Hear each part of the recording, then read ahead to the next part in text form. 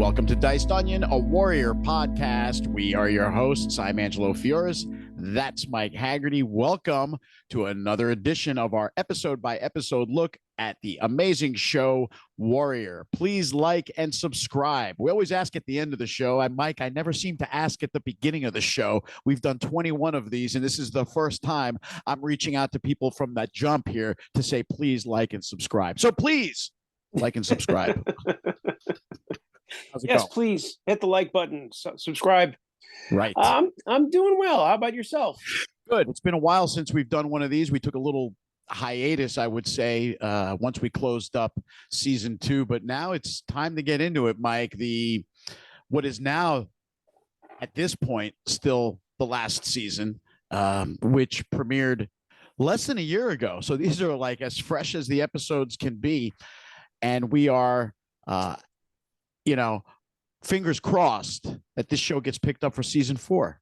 Yeah, absolutely. I'm cautiously optimistic. I think it's going to happen. I think there's enough juice. There's enough energy. I think Netflix really was a good move for them. So yeah, fingers crossed. We'll see what happens. All right, let's get into it, shall we? Season 3, episode 1, Exactly the Wrong Time to Get Proud. Original air date, June 29th, 2023. And wow. Yeah, I know, right? The opening scene, the pre-credit scene looks like Chinatown's back in business, Mike. We see that it is bustling with commerce, and we have moved way past that bloodbath that that awful condition we left Chinatown in at the end of season 2. Right, and we see Assam right off the bat. He's looks like he's patronizing a business. He's sitting down, and then we see a young kid running up to him, or running. Several kids. They're kind of looking at him in awe. If you saw Superman on the street and you were 8 years old. Yeah. I mean, he is kind of a local hero now, he's the man on the wall. Yeah, he's the man on the wall. Which that was the name of the finale from last season, right? The previous episode. Okay. Yeah. Okay, my memory's not so good these days. It's actually quite good. No, thank you. So yeah, we see Assam, and he looks kind of casual, and he's walking down the street, and sees a young kid, and he tells the kid, gives him a message, says it's time. He says, "You know me?" He says, "You know me," and the kid says, "Everybody knows you." Yeah, more to our point. Yeah. And then he says, "Do you know young June?" And he goes, "Yeah." And then that's when, what does he tell him? It's time. Yep. And then it's kind of cool because the kid takes off. And he's now running, and we see it's almost a montage in a sense, right? And the kid is cutting through the streets, and clearly he's on his way to tell young June that something is up. Yeah. And then we find out shortly after what is going on. By the way, can I throw in here the music while the kid was running around just totally reminded me of music from a Bruce Lee movie. Mm. Yeah. Actually, we haven't really discussed the musical choices in this show a lot. And it is like anything else. The music is a very important element, right? I mean, just imagine Jaws without the music. Yeah. Or imagine Indiana Jones without the music. It's not the same movie, right? And just here, they've made some very interesting musical choices. A lot of hip hop, a lot of Asian-based hip hop. Yep. And they've used some Old West sort of a score, I want to say a Sergio Leone type music, because it's kind of an Old West in a way, right? Yeah, absolutely. This has a spaghetti Western feel, this show. And I have on a few occasions mentioned the music, the choices, because on some occasions, the music is a bit more of a modern twist. There's, hard rock guitar and some drums in the background. And that stuff just did not exist in 78. So I really like the way they blend in modern accompaniments to a 135-year-old story. Mm.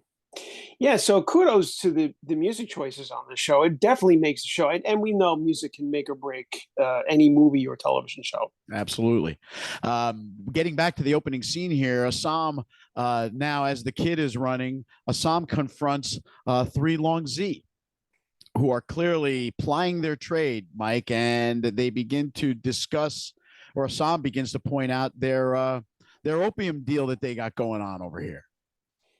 Yeah, and there's a little bit of repartee between Assam and Long Z, and as usual, Assam is as cool as a cucumber, and he says something to the one guy, and then he says something kind of very defiant right back, and he goes, "Oh, that fast?" So like, oh, usually there's a little bit more of a go back and forth or something like that. Right. Assam says, "Hey, you guys might be a little bit out of your territory." Oh yeah, well, F you. Like it was like one of those responses. He's like, "Really? Like that quick? We're gonna just like jump into that?"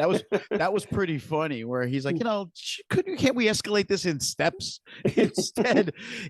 Then Assam says, get your opium out of here, go back to Mei Ling before you get your asses kicked. And he says that clearly. And then, that's all the provocation those guys needed, and it's on. And Assam, as is his usual trend, he cleans house in the alleyway, doesn't he? He beat Mike. It seemed like he beat up like 8 guys.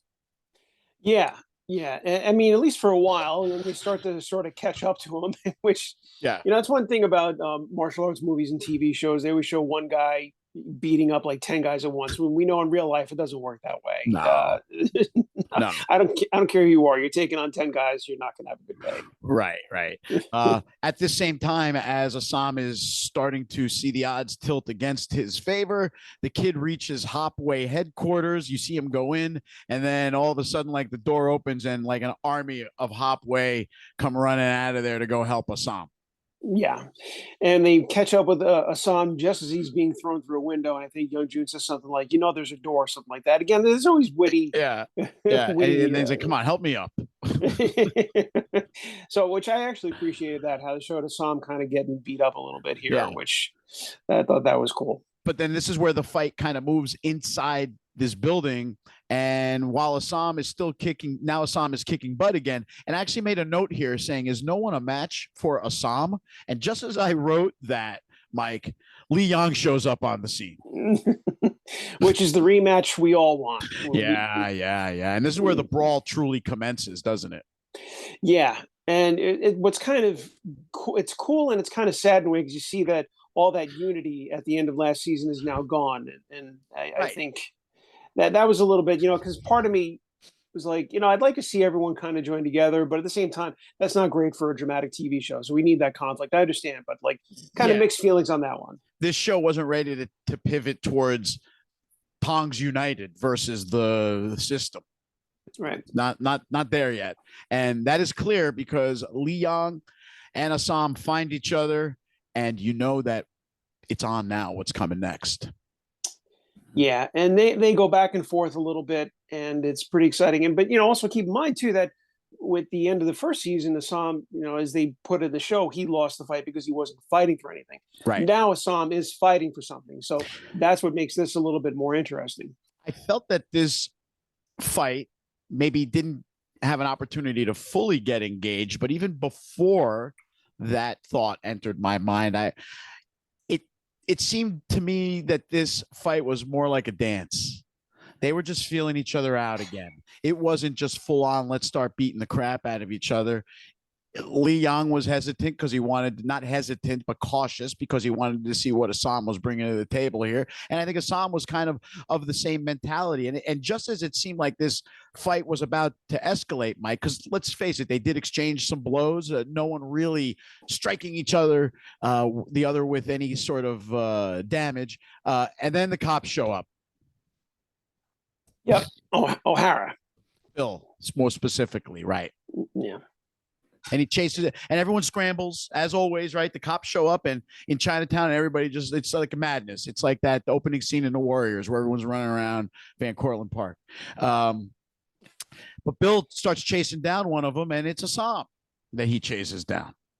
Right. And let me just backtrack here a little bit too, Please. because one of the things, kind of the undercurrent, the unspoken thing here, is that there's still probably some lingering tensions in the air.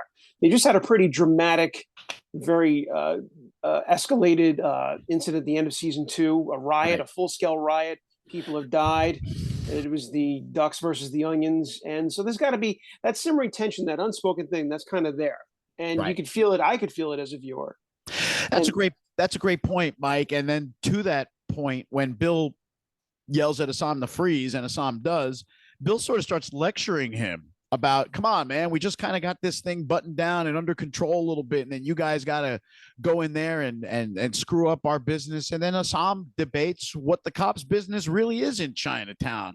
And he makes excellent points here. And Bill, you know, makes his points, but you know how it is. We got to keep the peace. You guys are just messing with us. And that seems to be the crux of the conversation. I think for Bill at his core, he's probably he doesn't want to be a make waves kind of guy. He just wants everything to just kind of smooth along. He doesn't want change. Right. And I think what the maybe with the greater Chinese community, not just the Tongs, but the greater Chinese community in this is probably all about changing their conditions, right, changing their situation. They want a better situation, obviously. At this point, after Assam, says what he says his piece, Bill hears some commotion. He gets distracted, turns back and tells Assam to get the F out of here, but Assam's already gone. Yeah, like Batman. He's already gone. Yeah, you turn around and he wasn't there anymore. Exactly, like Batman. But, Mike, I will say that perhaps his words got through to Bill a little bit because Bill calls everybody off. He blows his whistle and tells his men to get moving out of there, right? And so they begin to do so. But that's when another cop comes up to Bill and makes mention of something particularly interesting. Go ahead. He mentions to Bill, he's like, you're being awfully, bossy ever since the chief's dead. So now we find out that Chief Flanagan has passed away in between seasons 2 and 3, when in fact it was the actor was deceased during the interim. Oh, is that so? The actor really did pass? Yeah, he really did pass away. So they had to write that in. And we quickly are shared with the information shared with us that Bill is angling for the job. And he says something to the other cop, like, is that any way to talk to the new chief? Yeah, a little bit of cockiness there. Yeah, and the guy's like, you ain't him yet. Ooh. And so I want to add, Mike, we spent about as long on this scene as the scene was. This was a 10-minute opening scene of a 52-minute episode. And then we go to credits. Yeah, with this episode, or any episode where they do a little bit of a longer opening scene, I don't want to use the cliche like a very special episode, but night on a very special word. Assam and Mei Ling hate each other more on ABC. Then it's Happy Days. It's exactly how TV was for all you kids watching this back in the 70s. Yeah, on a very special warrior. Right. So what were you going to say as we digress here with our nonsense? I was going to say, you can almost kind of tell what kind of episode it's going to be from the opening scene. Like some of them are quick. I mean, they always leave a punch, but some of them are a little quicker than others. And this one really was about it. I think this was about setting up what is the greater theme of this, and that the undercurrent is that there's no unity. That unity we were hoping for, like I was just saying a few minutes ago, you kind of, on the one hand, you want the unity, but on the other hand, it doesn't really make for dramatic choices. So yeah, that was a very, very tenuous agreement they had there between them to defend against the Chinese, against the whites, I guess. And as soon as that battle ended, so did their union. Yeah. So now we're post credits now, Mike. Scene is Chow making a delivery of weapons, what he does best, to a bunch of guys out in the pond. He's out of the pond for sure. Yeah, he's in duck territory. Right. So Mr. Greer apparently is the name of his customer here, and they're dealing in guns. Yeah, and quickly we see that Mr. Greer is not overly fond of Mr. Chow. He puts a gun in his face, and me, I'm like, this is one of those don't open that door moments to me. And to me, why would you go alone into what is possibly unfriendly territory? Right. Seems like an unwise choice for Chow. Yeah, for the guy that's a free agent and deals with everybody, even outside Chinatown now, as we're understanding, that is a mighty bold decision to go solo and not have any backup, right? And presumably no weapons other than the ones you're delivering. Yeah. But if you're the guy buying from Chow, you're being a little pushy with him. The guy's being a little arrogant. He's being quite racist about it. Like you said, he's being threatening. He's sticking a gun in Chow's face for no reason other than Chow's doing him a service. Right. But now this guy starts, he cracks open the crate and he pulls out some of the weapons and he starts kind of inspecting them, and he's sort of bitching about the quality. Yeah, and Chow points out that, well, you get what I think it was $100 guns or $200 guns, and you got the 100, and you basically this is what you chose. Yeah, he says $100 gets you old gun, $200 gets you new gun. You chose 100. So that's when he points the gun at Chow. But then he says, how much? Chow said, I think it was $100. Right. And the guy, as he's peeling the money out and like sort of counting it, he even says to Chow, you're one ballsy Chinaman. So again, the backhanded compliment. I don't even know if that's a compliment. And then, to add the total insult to the end of all this, the way he pays Chow is just, it made me mad, Mike. Well, he threw it on the ground. Yeah. That was disrespectful. Totally disrespectful.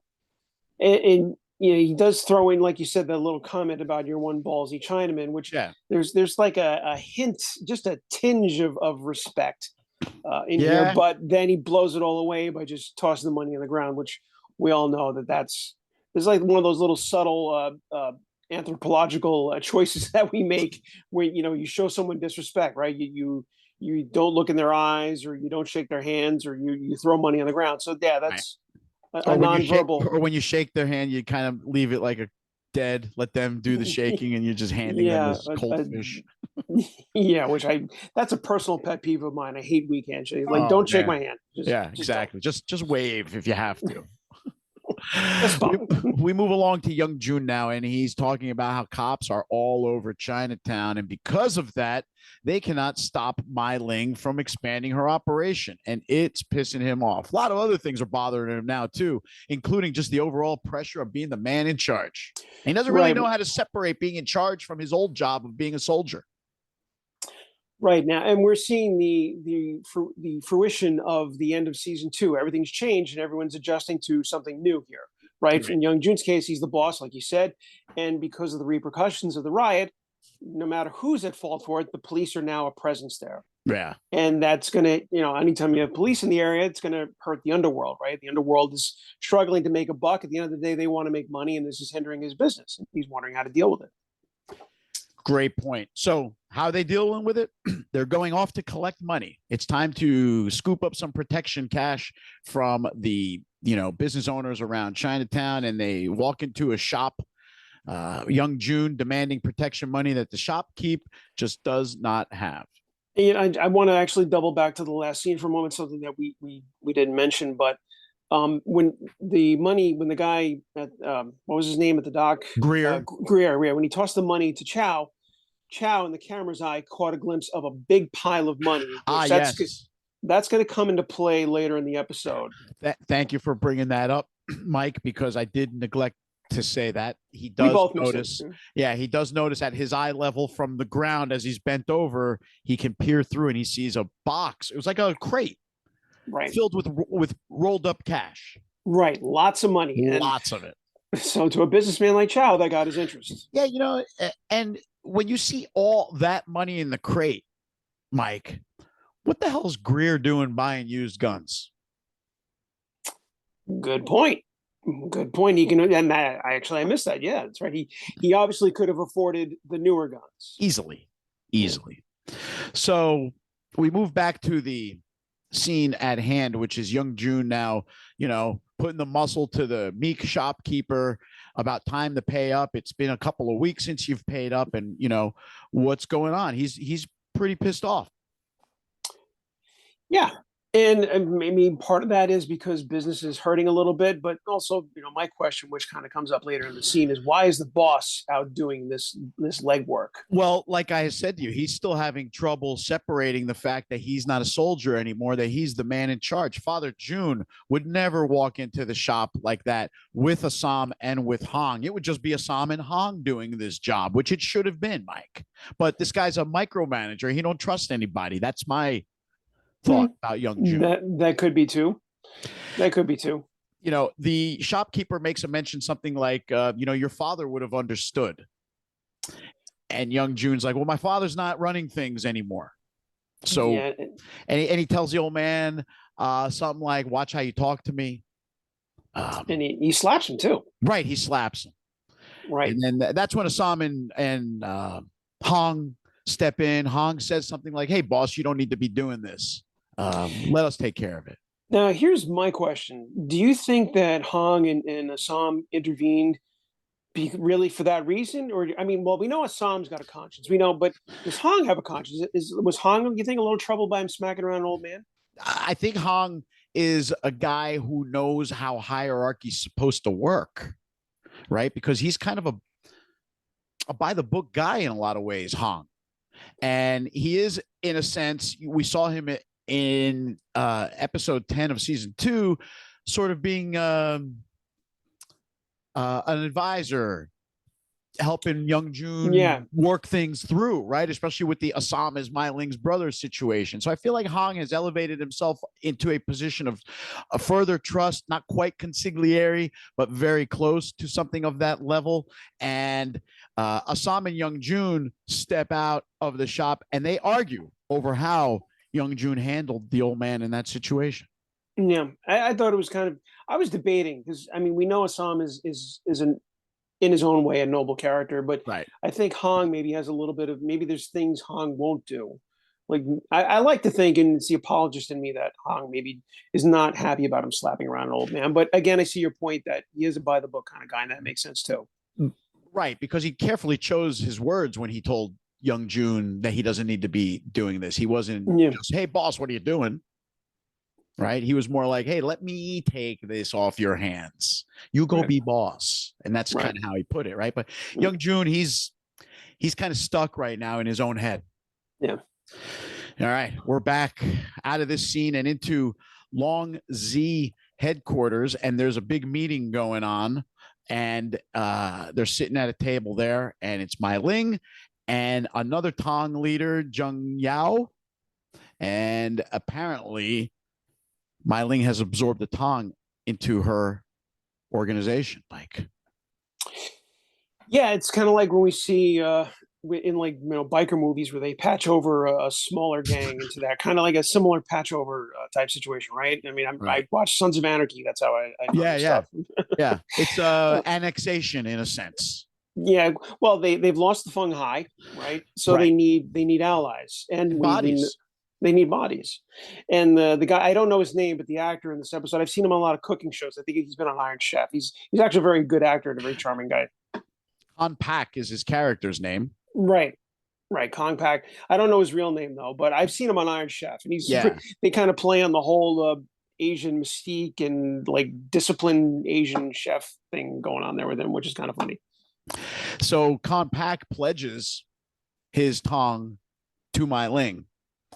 And she says to him, "It must have been a very difficult decision for you. I understand." He goes, "It was a very difficult decision, but when you have no choice, an easy one to make." So clearly it was you join or you die. That was the proposal.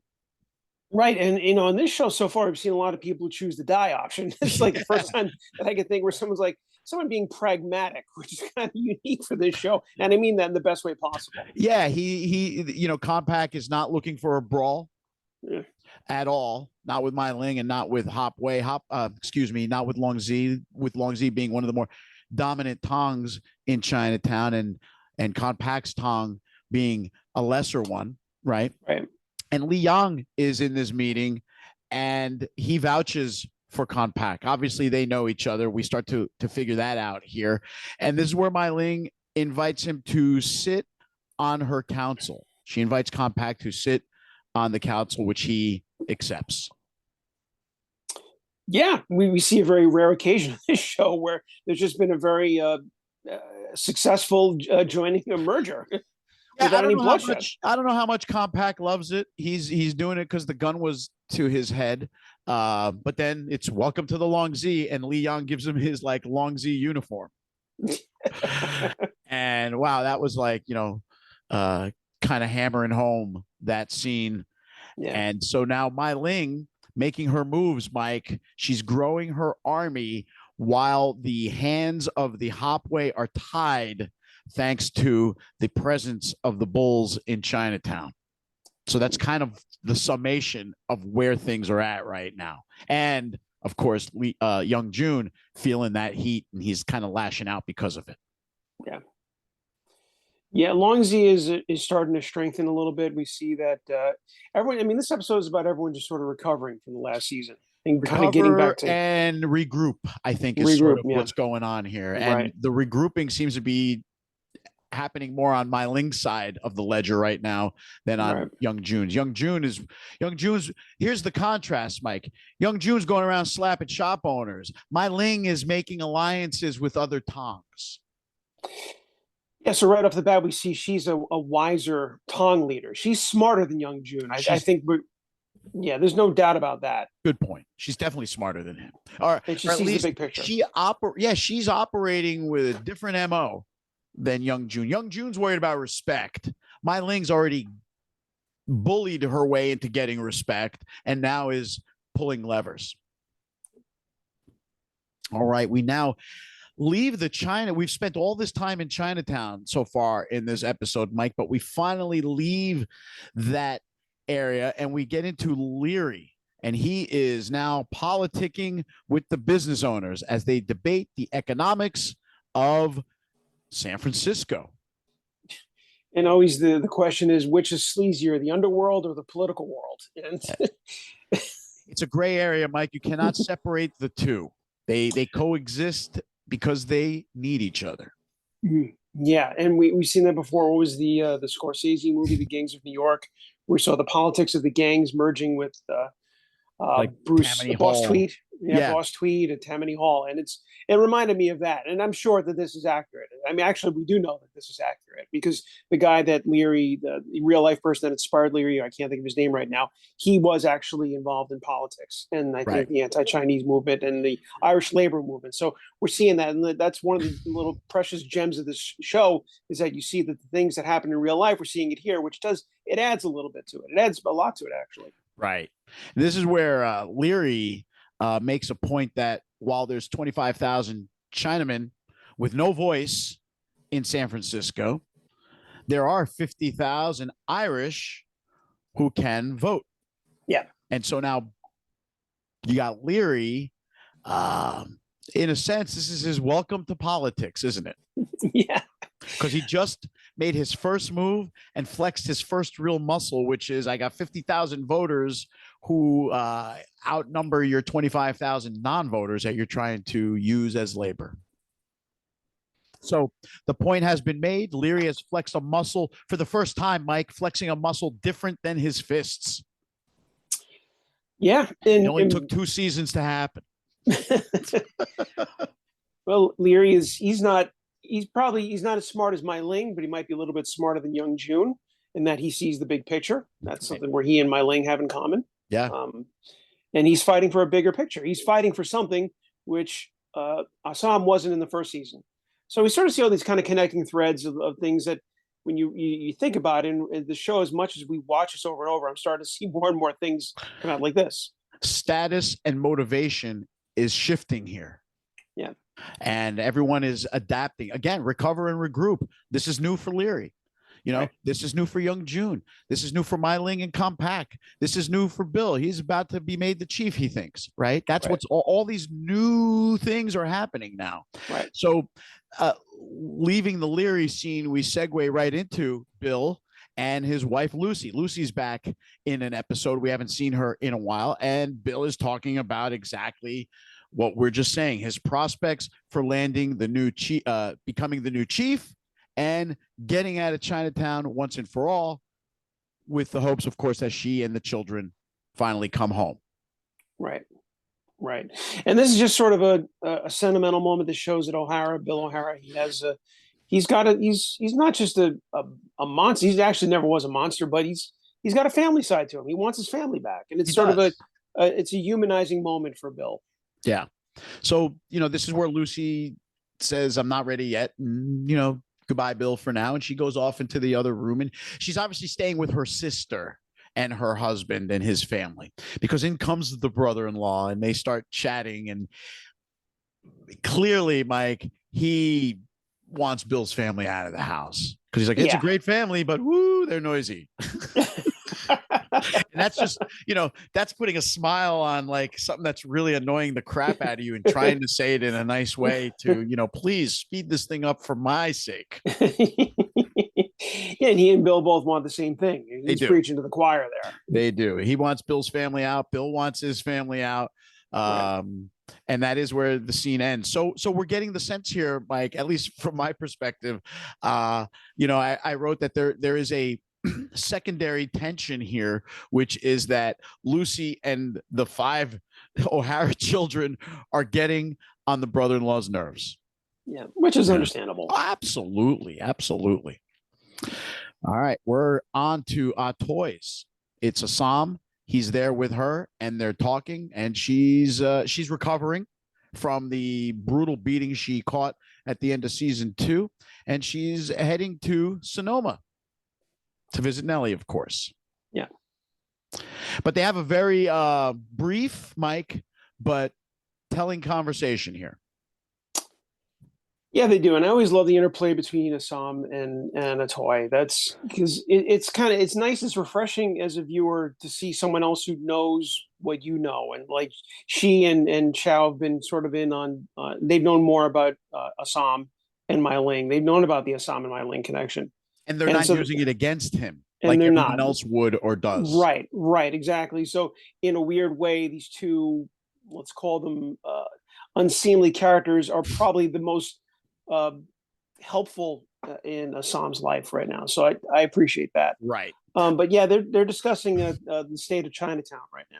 Yeah. And they both realize, they see what it is, and they're I think from what I recall, they're talking about what I've said, that we had a brief moment of unity, but now it's all gone.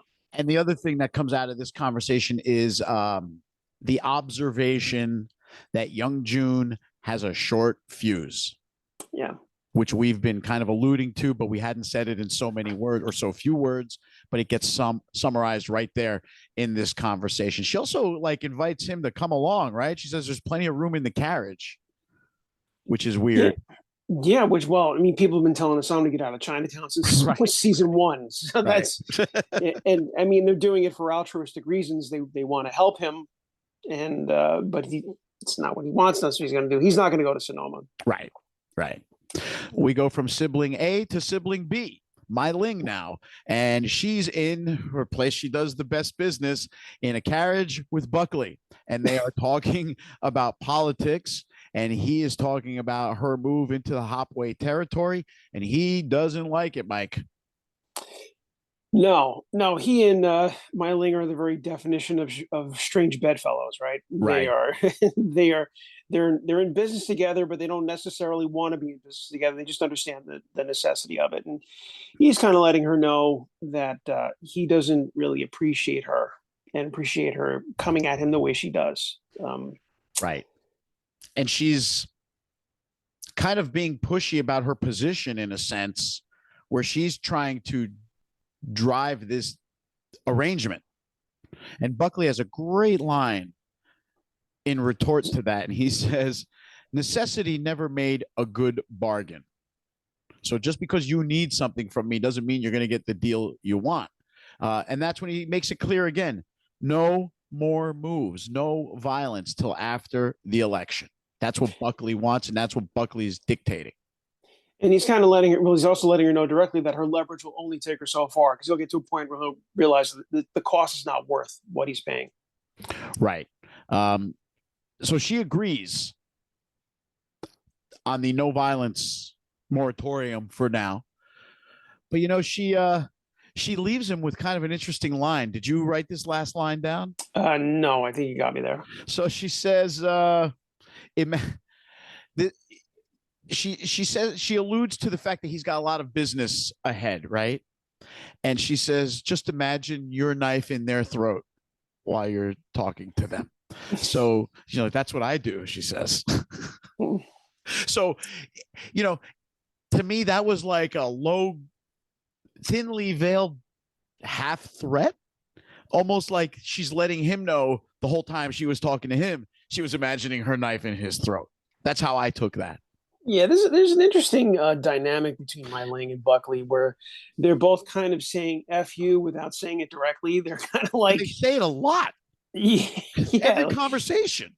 yeah. They don't like each other. They're forced to do business with each other, and this is what it brings them to. Yeah, that's Buck, really what it is, right? but yet they keep doing business. They need each other, Mike. Yeah. Although Buckley doesn't want to say necessity, necessity never drove a good bargain. Every one of their deals comes from necessity. So I don't know really what he's talking about. I think that he overestimates his abilities to some degree, although he's got great skills, as we've seen. We're off to the Banshee, and it's Mr. Politician himself, Leary, going around. He's much different here. He's like glad handing and shaking hands, and he's being a politician, Mike. But the Irish, they're kind of seeing through that a little bit while they're sitting there in the pub, ain't they? Yeah, yeah, and he gets into it with a customer. The name escapes me right now. He's a tertiary character, but this had one of my favorite lines in the episode. But there was some pushback here because the Irish are like, "Hey, where's our jobs? You promised us," and now he's seeing he's no longer just a gangster; he's a politician. And when you're a politician, people expect results, and they're pushing back on him and they're arguing with him. This one particular guy, Right. and Leary says, he goes, you're an asshole when you're drunk, and then he responds with, And I'm a cunt when I'm sober. and even Leary had a little bit of a smile on it. It was like He did. that cut the tension of the scene, but Yeah, that was it helped. pretty. It helped a little bit, I think. Um, keep this from escalating, because next thing that was about to happen was Leary throwing that guy out by the scruff of his neck onto the street and telling him, "Don't come back and you can get no job and get the hell out of San Francisco before I burn your house down." Yeah, because that's how he works and operates. All right, so we go from one bar. They love going from one bar to the next, Mike, because we've gone from the Banshee to Abigail's in the past, and now we're doing it again. And we see, speaking of new and adjusting and recover and regroup, here's Lee at his new job, Mike. Yeah, Lee is a bartender or a bar back or a waiter or something. He's working in a bar. Security. Or security. We see that because a brawl breaks out. Yeah, he's kind of all of it. Yeah, he's kind of a jack of all trades here.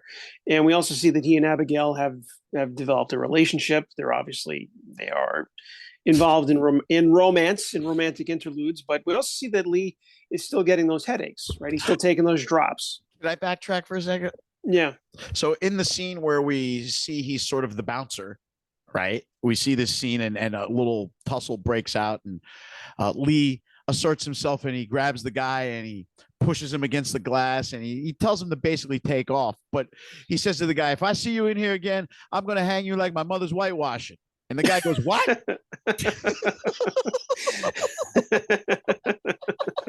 And then Lee throws him out. But the guy's genuine perplexed look and reaction to that, like, what? Go back and watch it. It is hilarious. But then, like you said, this is where we see Lee kind of collapses a little bit, right? He's getting those headaches still as a result of that severe beating he took a while back. Yeah, from Zing. Yeah. From Zing, yeah. Yeah. Very interesting. Very interesting the way this is developing for these characters. Now Young Jun is at a Toys, and he's like, "What the F is this?" Because he sees Chow there kind of being in charge. Because Chow, I guess, is keeping an eye on the joint while Atoy's out of town. Yeah, and then we see that Assam and Chow, they kind of get into it, and he's talking to him about how he makes weapons for the other tongues, and kind of, saying, hey, he's saying to pick a side, really is what he's saying to him here. Yeah, he's like, you deal with the long Z, and Young Jun doesn't like how Chow's a free agent. He doesn't like it at all. He feels that Chow is disloyal, and then to your point, he's got to choose a side. And I think this speaks to Young Jun's insecurities. Yeah. A lot of this is about his insecurities, like you said. It really is. And then the next exchange, or the next line from Chow harkens back to the fact that he's a ballsy Chinaman, and he says to Young Jun, "Don't threaten me. It doesn't work." And he walks off. He's very confident. And I think of course, Young Jun turns to his semi right-hand man here, Hong, and says, "I don't trust him." If it does, isn't this the part where Chow says something to the effect, the last person that asked me to pick a side was Zing or something, or the Feng Hai or something like that? I Uh, think. I don't have that here. Maybe that happened and I didn't write it down. Oh, okay. But I'm into the part here right after that where they discuss Hong and Young Jun discuss the trustworthiness of Chow. And Hong's answer was, "It's Chow. You pay, he delivers. That's what you trust." And again, kind of what goes back to what you said before when they're in the shop in the beginning of the episode, where Hong is just kind of like a maybe by the book guy, like, okay, this is business. You pay him, he delivers. That's it, and it doesn't have to be any more complicated than that. And he does this again because he says the very next thing he says to Young Jun is, "Do you want to fuck with Chow or do you want to get sticky?" So again, stop lowering yourself and just do what you got to do as the guy in charge. Right. Right. So now we got Chow and Assam having conversations and they're discussing a couple of different things, aren't they? Yeah, and again, they're talking about Mei Ling and Chow's, one of the instant. Well, now everyone knows. We have to assume that everyone knows that Mei Ling and Assam are siblings, Yeah, and that word's out. yeah, and he's kind of almost questioning again. Not, I won't say questioning, but he's kind of maybe feeling Assam out. Like, where do you stand in this situation? Where is your loyalty? I think to me that was a subtext of saying without saying it. The one thing that Assam says to Chow is that Young Jun's getting paranoid, right? And Chow says, "Well, you being Mei Ling's brother isn't helping." And he's right about that, right? When you're keeping a guy around that could theoretically, putting aside what kind of guy Assam actually is, right? Theoretically could be a security breach in a sense. That's going to weigh on you a little bit. And that's part of what's feeding this paranoia and what's the word you used before? Insecurity. That Young Jun is outwardly exhibiting here since the beginning of this episode. For sure. Right. And the overall theme is again questioning Young Jun's leadership, which is kind of what's going on in the subtext here. But then we get to another interesting point here because Chow mentions the cash that he saw at the beginning of the episode. Before that happens, though, before he mentions it, the other thing he says is that he says to Assam is that Young Jun doesn't see you being able to make a move on Mei Ling. So that's where like Young Jun's paranoia comes in. And then this is where Assam leads Chow to talk about the money because he says, we got money problems. We can't buy opium because of these bulls everywhere, meaning we can't earn. And then Chow says, guess what? And that's where the title of the episode comes up because Assam says, well, we're not thieves. He goes, now's the wrong time to get proud. Correct. He goes, adapt or die. Yeah. In a sense. Yeah. So now that connection that you made earlier from that scene where there's a big box of cash, here's Chow taking a side a little bit because he's willing to tip off the Hop Wei that there's some resources for them. He could have tipped off anybody about that, including just done it for himself.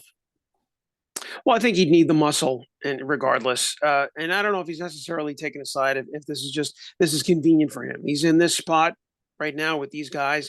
I think if he had been with the Long Z at that point, or been around Lee Young, he might have done the same thing. Yeah, I'm not prepared to. Yeah, maybe picking a side was the wrong term. Maybe he, extended an olive branch. How about that? Let me rephrase. Yeah. That seems more like what that is. Yeah. Calms Young Jun down a little bit too. Hey, Chow just tipped us off. What? I don't trust that guy, but it's a lot of money. All right, maybe I trust. He's easily led right now, I think, Young Jun. So, all right, we're back to City Hall. Buckley calls Bill into his office. The moment Bill has been waiting for, Mike. Yeah. And so they are walking and they are talking, and Buckley talks. Yeah, and he tells him that he's not going to get the promotion. I know you thought this conversation was going to go one way, but I wanted to tell you that you're being passed over. Which, credit to Buckley, by the way, he did it face to face. He didn't.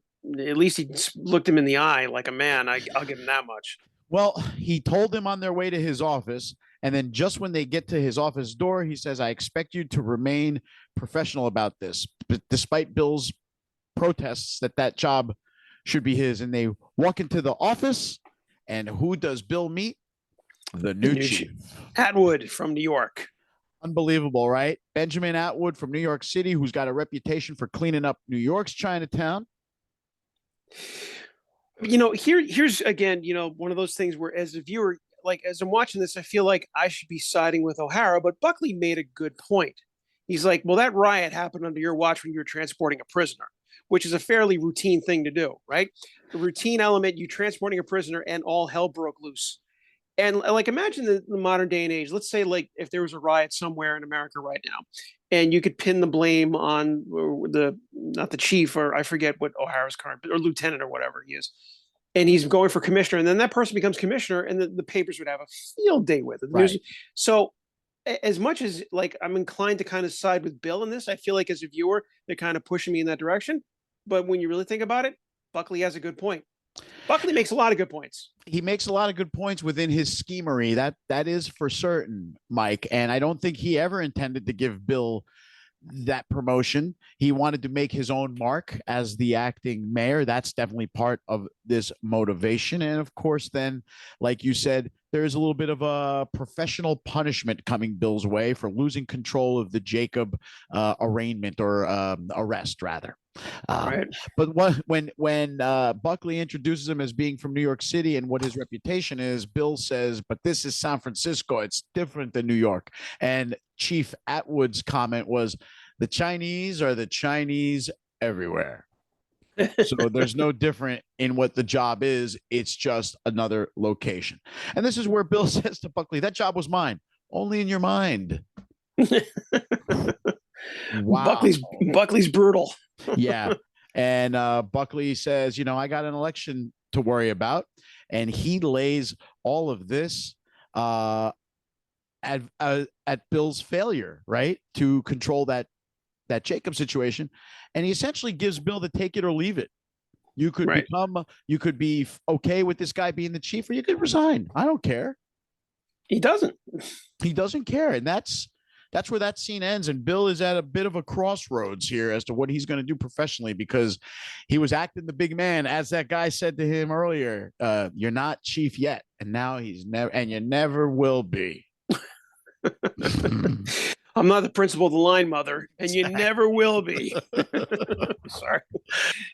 Toy arrives in Sonoma, and Lai is there. She's working the field. She hears the carriage, the clip clop of the horses, and she goes running to greet her, as does Nellie. And Nellie and Toy embrace. Lai runs in for a hug, and it's a little happy reunion. Yeah, just kind of really nice. It's a nice change of scenery here. I mean, just the cinematography, you get that beautiful lay of the land, unlike the grimy city. And I mean that for all cities are a little grimy. And this is just open field, beautiful, really quick, nice reunion. Just kind of. Yeah, it's a brief respite, though, from the grimy environs of Chinatown, as we are back in Chinatown in an instant.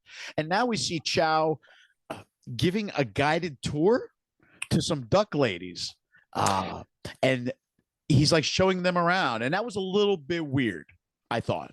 It kind of reminded me, again, I'm going to mention Gangs of New York again here for the second time. It reminded me of that scene in Gangs of New York when John C. Reilly, the policeman, was giving the tour of the, I think Horace Greeley, the rich people, where he was giving the tour of men, and he lays his watch, his pocket watch on and it kind of reminded me of that. But this scene wasn't quite like that. And this is one of my favorite scenes of this episode. It's nice to see the sort of, always see Chow with other gangsters and unseemly people. Here we always see him with the legitimate, quote unquote, legitimate world, right? And women, no less, right? And he's showing them around. He's being the gentle host. He's being a great host, and one of them kind of makes a little bit of a racist comment, a mildly racist comment. I forget exactly what it was, but he turns around. He kind of quietly puts her in her place, and this might be my favorite scene of the episode. It's a good exchange. I like it. At some point, the duck ladies are kind of chatting amongst themselves, and they talk about, well, they did kill the mayor, right? And so Chow says, there are bad Chinese, yes. Also, bad whites, yes, but Mm. most people good, right? Of course. And then that's where he puts her in her place, and it's very diplomatic. He says it with that smile on his face. You know that old adage, you can get away with saying anything as long as you got a smile on your face when you're saying it, right? And Yeah. that's what Chow does to her. But then, more importantly, Mike, once he calmly diffuses that, it's time for the handoff. And here shows up Mei Ling. And this is where Chow introduces Mei Ling to these ladies. So this is all a orchestrated guided tour of some sort. Yeah. Yeah. A little weird.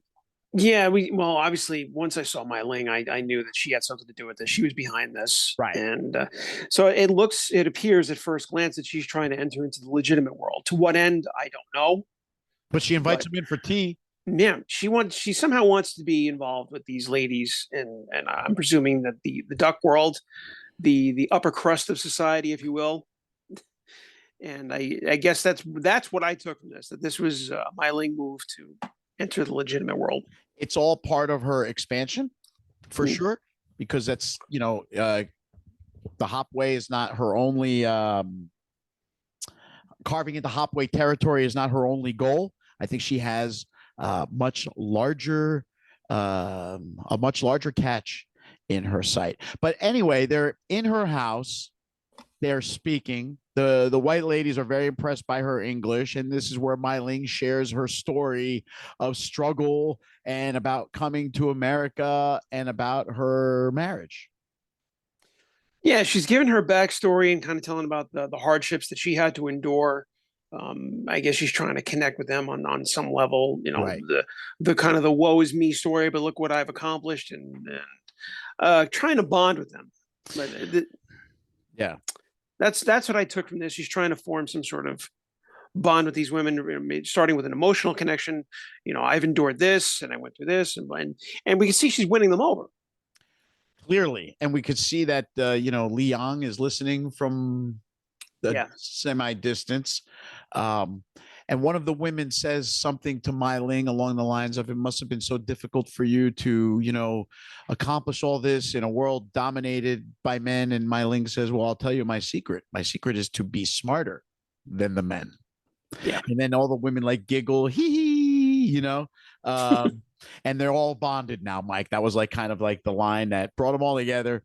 And this is where one of the duck ladies invites Mei Ling to her home. Yeah, so she's certainly bonded with at least one of them, and right. And so you see she's making these connections, and it's worked out for her. Yeah, the lady actually insists that Mei Ling come to the home, and she will not take no for an answer. Mm-hmm. And so the tour is over. The ladies leave, and here comes Li Yang. He's not approving of any of this, by the way. He's not approving of much of Mei Ling does, but Mei Ling says to him, Chow did well. This group was much better than the last one. So they've been doing this already for who knows how long, Mike. Yeah. And obviously, yeah, and that actually, that's when I was like, okay, yeah. So now there's something, this wasn't just, hey, let's have tea. This was something else. Right. Exactly. It was beyond tea. It was almost like one of those where you like go for like a free dinner and then they try to sell you like timeshare or financial advice or a new home or something like that. That's what this was, right? This was the entree into their pockets. Li Yang disapproves, but Mei Ling lays out that she's got a plan for them to expand out into the pond because Chinatown's just not got enough resources for them. But of course, Li Yang is skeptical. As he always is. Yeah. But Mei Ling makes a great point. She goes, look, money is what greedy ducks want.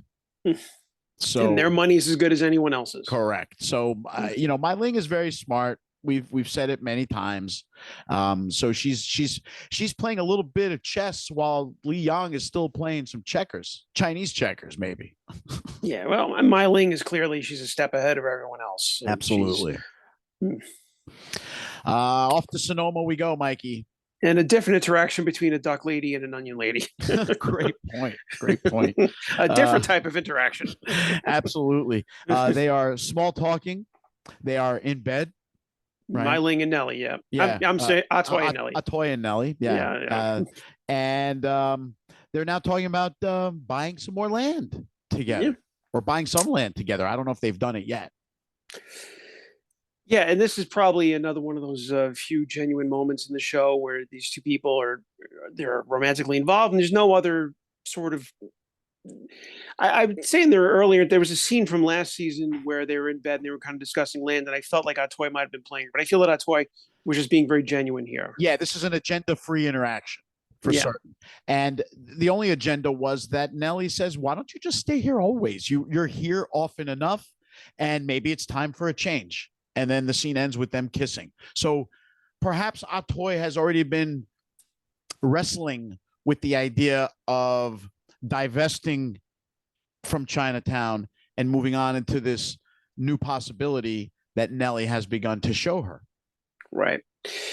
And I feel like Nelly is sort of like Lee, or maybe what like Lee, she's like the moral center of the show now. Right. And Nelly doesn't have any sort of agenda. She's like Penelope or like Lee. She's just there for good. There's no ulterior motive there. She's a moral center of the show. Yeah, she's not involved in the politics directly. She's not involved in Chinatown dynamics directly. She's an outside character whose good deeds have led her across the path of people from both Chinatown and City Hall, in a sense. However, she's a free agent in a sense as well. Yep. Yeah. We move on now. Here's Li Yang. He is training. This is a very Bruce Lee-like looking scene, by the way, Mike, with him kind of training solo. Yeah. And, I thought that too. Yeah, it's very smooth. And this is where Conpack comes in. Yeah, and then they proceed to have drinks, and we now know obviously that they're old friends and they have a previous history together. And this is more candidly here. This is one of the few times that I can think of that we've seen Li Yang just be a genuine person with someone, because we've mainly seen him interact with Mei Ling and to a lesser extent Chow and other people, but here he is. We see Li Yang kind of branching out. We see a glimpse of his past, and and he and Kong Pak obviously are close friends, or they've known each other for a while. And there's sort of a similar sort of conversation here going on. We've seen with Assam and other people, and that he's sort of saying, Kong Pak is saying without saying, like, you might be a good leader. He's trying to encourage that in him. But Li Yang doesn't see himself that way, or at least he doesn't want to go against Mei Ling. Yeah, I'll backfill what you just said a little bit, Mike, with a couple of other points, which was Compact said, obviously he doesn't like joining Long Z. Says that square to Li Yang's face. And then they both agree that their friendship was what kept the peace for years between those two Tongs. And Compact says it's good to be on the same side again. So at some point they were brothers in arms, so to sense here, Mike.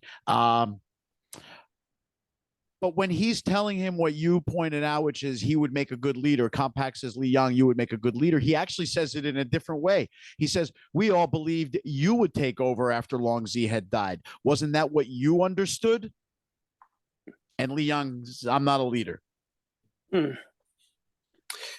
Interesting point. We see maybe Compact is kind of planting the seeds there for something. Maybe. Well, it could be that, or it just could be that, that to me, I felt like that was sort of a backhanded way of saying, we all know Mei Ling fucked her way to the position, because everyone assumed Li Yang would be the guy to take over. Or assumed a guy would be the one to take over, not necessarily a woman. also that. But the scene ends with Li Yang giving credit to Mei Ling, and he says Mei Ling has done more for the Long Z than I ever could have had. And that is where the scene ends.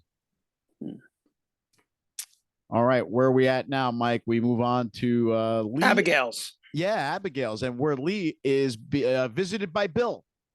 And Bill once again lays it out there. He wants Lee back on the force.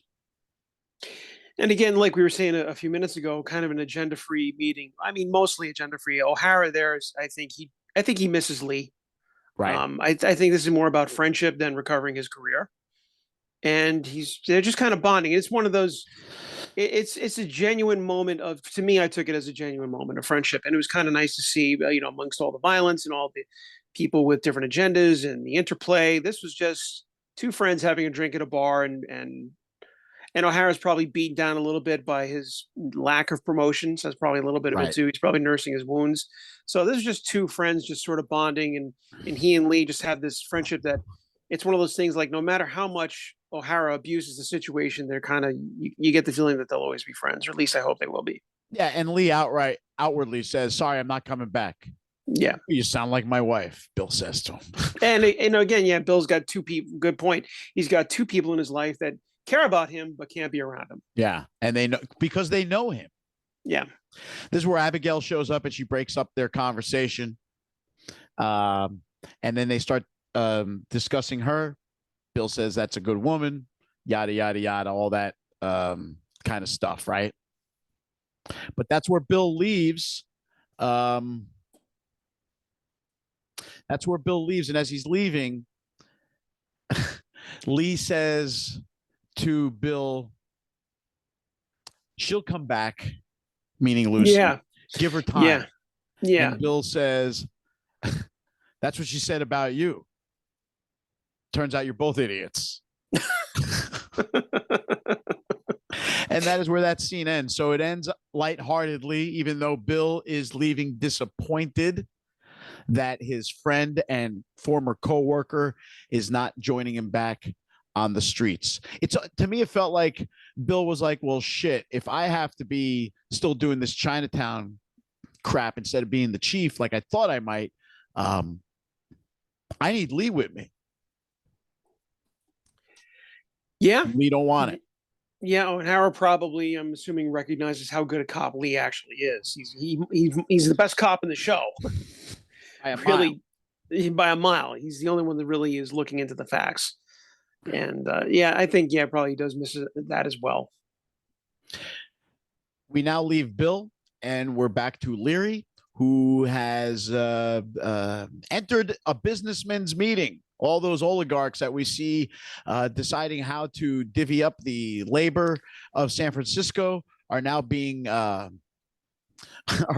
confronted by their new politician they got to deal with, Mr. Leary. And Leary has made some progress, hasn't he? He's negotiated. He shows up and he says to the businessmen who were complaining about their materials costs, and he throws a piece of paper at him and he says, "Here's your new lumber prices that I negotiated." And then we see a quick scene of him beating the crap out of some guy. Like it was like a flash of a scene. It was just like a big punch in the face, and then it was right back to Leary. And he says, "Now you can hire Irish labor because I saved you all this margin." So the businessman says, "You understand that your guys are gonna have to work alongside a Chinese, right?" Right.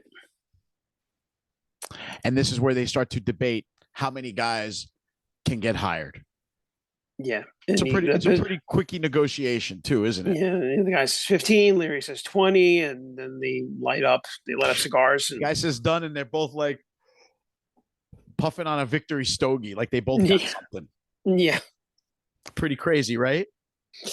Yeah, we see Leary is handling politics the way that he knows how. Yeah. Yeah, most definitely. He used his muscle to lead him to exert his political muscle now. Because not only is he the guy with 50,000 Irish votes in his back pocket, he's the guy with these sweet, prices on materials now. So Leary has made it so, Mike, it is impossible for these businessmen to avoid dealing with him and hiring Irish guys. Yeah. So Leary is, in a sense, making good on his promises to the working man. Yep. We now leave that scene, and it's dusk, evening, and Chow is out there, and he's right back to Greer's place, isn't he? Yep, he's back at the docks. Earlier exchange, he's back at the docks, and he says, "Good evening." Like Dracula. Yeah, almost like Dracula. And he says to the guy, "Watch out." He goes, "The fuck is this?" For what? And then a knife. for that. Yeah. Watch out for that. So it's all a setup. Assam and crew are there. And one of Greer's guy, I don't know if it was Greer himself, but one of the guys comes out and he's got the gun and it is aimed squarely at Chow and he fires. But it misfires. It backfires. Yeah. And Chow gets a really good line here, which calls back to the opening scene or the first scene. Rather, he goes, "You get what you pay for." Get what you pay for. There's that $100 gun for you. But then they break in there and where's the money? It's not there. It's not there. It's not there. They don't find it. It's not where Chow said it was. So now they're like scrambling around and they end up downstairs. They find themselves in the basement of this joint where they make a pretty valuable discovery, but not quite the one they were going there for. Yeah, more valuable. Valuable. They found printing plates. They found a printing press. Printing press, yeah. And one of them says, "I don't see any money, Chow." And Chow turns around and like, "What did you say? Engraving plates?" He's holding two engraving plates and he says, my father says, best way to make money is to make money." And then the camera, one of the devices that they like to use here is the camera pans up from to a very high level of what they're looking at. And you see the printing press, you see the guys, and that, Mikey, is where the scene ends. And I guess now the Hop Wei and Chow are in the counterfeit business, it looks like to me. Which I appreciate that from a storyline perspective, because it seems like all the crime dramas always somehow revolve around drugs or the drug business. And when they do something like counterfeiting, which I really appreciate that. I mean, like back in the day watching Miami Vice, every episode was about drugs. But to see counterfeiting involved, I appreciate that. Now, to be fair, they're probably going to be counterfeiting so they can buy drugs to sell. Well, drugs. yeah, so yeah, it's still drugs. Yeah, but it is a cool twist to the story, one you didn't see coming. And Mike, for me, the first thing I thought when I saw this was like, wow, Mei Ling has no idea what's coming for her now when these guys are going to be able to utilize this new resource to fill up their coffers. Yeah. And so that is where I guess in a sense, the gauntlet has been laid down for the season 3 storyline. Mei Ling's expanding within and outside of the pond. And young June, with his short fuse, might now find himself and the Hop Wei in the counterfeiting business. So this is going to get crazy. Love it. Me too. Please like and subscribe if you haven't done so already. We really could use some more viewers. Spread the word about us, spread the word about the show, and we are going to try to get more cast members over the next couple of months as we wrap up the last 9 episodes, Mike. Yeah, looking forward to that. We're looking forward to going through the rest of the season and just sort of breaking down our favorite show. And that's it. I think that sums it up. We'll see you next week for season 3, episode 2. Until then, we are out.